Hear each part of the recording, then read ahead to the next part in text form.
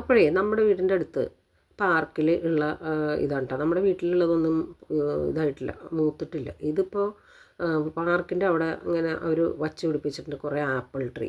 ഇത് apple tree ആണ്, അതിലുള്ള ആപ്പിളുകളാണ് ഈ കാണുന്നത്. ഇതങ്ങനെ മൂത്തിട്ടില്ല, ഇത് നല്ല പച്ചപ്പായിട്ട് വലുതായി വരുന്നേ ഉള്ളൂ കേട്ടോ. അപ്പോൾ ഈ ആപ്പിളിൻ്റെ അച്ചാർ വളരെ ടേസ്റ്റാണ്. ഇതിപ്പോൾ ഈ സമയത്ത് നമ്മൾ പറിച്ചു കഴിഞ്ഞാൽ വളരെ പുളിയാണ്, ഇതിന് മാങ്ങയെക്കാളും പുളിയാണ് കേട്ടോ. അപ്പോൾ അതുകൊണ്ട് ഞാൻ വിചാരിച്ചു എന്നാൽ അത് കുറച്ച് പറിച്ച് നമുക്ക് അച്ചാറിടാമെന്ന് വിചാരിച്ചിട്ട് ഞാൻ അത് പറിക്കുകയാണ്. അധികം വേണ്ട, കുറച്ച് മതി.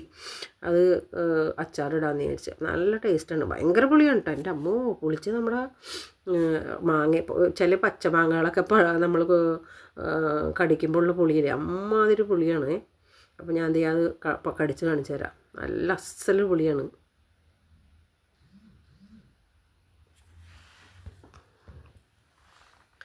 അപ്പോൾ അതാ ഞാൻ കടിച്ച് നോക്കി, എൻ്റെ അമ്മ പൊളിച്ചിട്ട് ഇതായിപ്പോയി കേട്ടോ.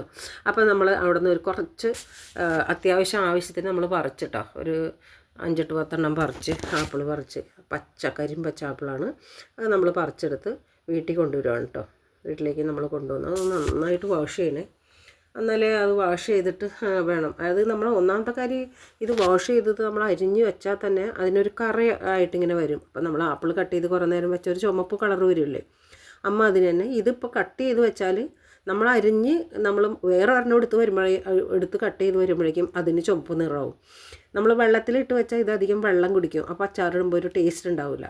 അപ്പോൾ അതൊക്കെ ഒരു പ്രശ്നമാണ്. അപ്പോൾ എന്നാലും ഞാൻ എത്രയും വേഗത്തിൽ കട്ട് ചെയ്യാൻ പറ്റുമോ അമ്മ അതിൽ വേഗത്തിൽ ഒന്ന് കഴുകിയെടുത്ത് പലകയിൽ വെച്ച് ഒരു ആപ്പിൾ ഒരു 3-4 പീസായിട്ട് നമ്മൾ കട്ട് ചെയ്തു കേട്ടോ.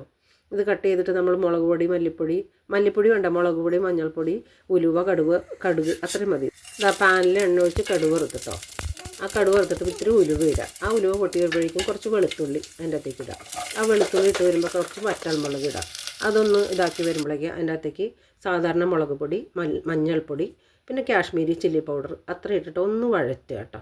അത് കരിഞ്ഞു പോകരുത്. ഒന്ന് വഴറ്റിയതിന് ശേഷം അതിൻ്റെ അകത്തേക്ക് നമ്മൾ കുറച്ച് വെള്ളം ഒഴിക്കുക. ഈ വെള്ളത്തിൽ ഞാൻ വിനീഗർ ആഡ് ചെയ്താണ് ഈ വെള്ളം വെച്ചേക്കുന്നത്. ഒരു തുള്ളി വിനീഗർ ഇട്ടാൽ അത് ചീത്തയാവാതിരിക്കുക. കുറച്ച് ഉപ്പും കൂടി ഇട്ട് അതൊന്ന് തിളക്കുക. തിളച്ച് വരുമ്പോഴേക്കും ഇത്തിരി നമ്മൾ കായപ്പൊടി ഇടുക. അതിനുശേഷം അരിഞ്ഞ് വെച്ചിരിക്കുന്ന ആപ്പിൾ അതിൻ്റെ അകത്തേക്ക് ഇടുക. അത് വേകാൻ പാടില്ല, ഒന്ന് വഴറ്റിയാൽ മതി.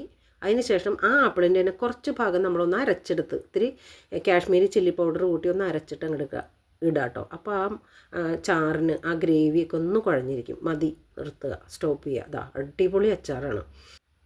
ചപ്പാത്തി എടുത്ത് വെച്ചിട്ടുണ്ട്. ചപ്പാത്തിക്ക് ഞാൻ കറി ബട്ടർ ചിക്കൻ ഉണ്ട്, പക്ഷെ അത് വേണ്ട, അതിൽ ടേസ്റ്റ് ചെയ്താണ് കുറച്ച് എടുത്തോളൂ. അപ്പോൾ ലൈക്ക് കമൻ്റ് ഒന്നും തരാൻ മറക്കണ്ട. അതാ മുട്ടയും കൂടി ഉണ്ട് കേട്ടോ.